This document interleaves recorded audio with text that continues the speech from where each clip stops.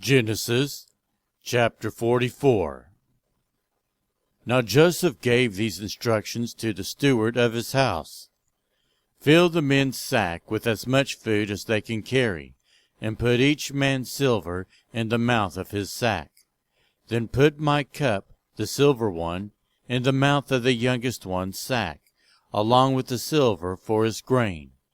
And he did as Joseph said. As morning dawned, the men went on their way with their donkeys. They had not gone far from the city when Joseph said to his steward, "Go after those men at once, and when you catch up with them, say to them, 'Why have you repaid good with evil? Isn't this the cup my master drinks from, and also uses for divination? This is a wicked thing you have done.'" When he caught up with them, he repeated these words to them. But they said to him, "Why does my lord say such things? Far be it from your servants to do anything like that. We even brought back to you from the land of Canaan the silver we found inside the mouths of our sacks. So why would we steal silver or gold from your master's house? If any of your servants is found to have it, he will die, and the rest of us will become my lord's slaves." "Very well, then," he said, "let it be as you say. Whoever is found to have it will become my slave. The rest of you will be free from blame." Each of them quickly lowered his sack to the ground and opened it.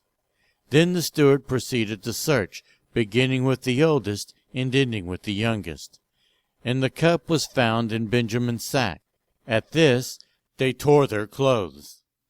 Then they all loaded their donkeys and returned to the city. Joseph was still in the house when Judah and his brothers came in, and they threw themselves to the ground before him. Joseph said to them, "What is this that you have done? Don't you know that a man like me can find things out by divination?" "What can we say to my lord?" Judah replied. "What can we say? How can we prove our innocence? God has uncovered your servant's guilt. We are now my lord's slaves, we ourselves and the one who was found to have the cup."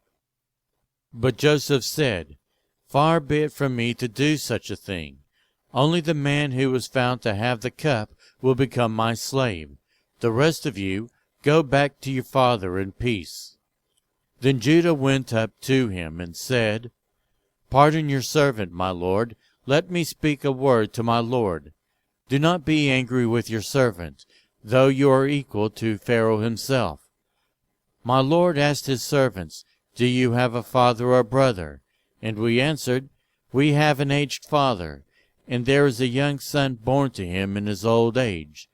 His brother is dead, and he is the only one of his mother's sons left, and his father loves him.' Then you said to your servants, 'Bring him down to me so I can see him for myself.' And we said to my lord, 'The boy cannot leave his father. If he leaves him, his father will die.' But you told your servants, 'Unless your youngest brother comes down with you, you will not see my face again.'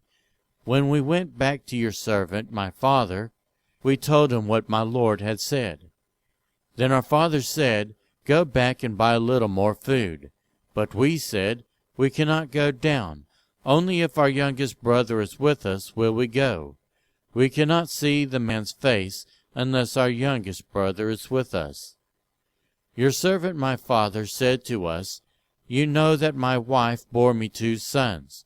One of them went away from me, and I said, "He has surely been torn to pieces," and I have not seen him since.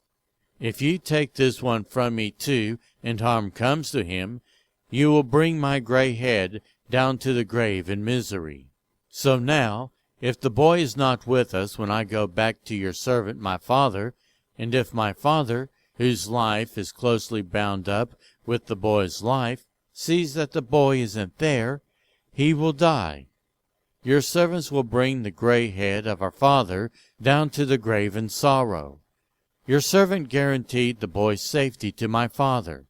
I said, 'If I do not bring him back to you, I will bear the blame before you, my father, all my life.' Now then, please let your servant remain here as my lord's slave in place of the boy, and let the boy return with his brothers.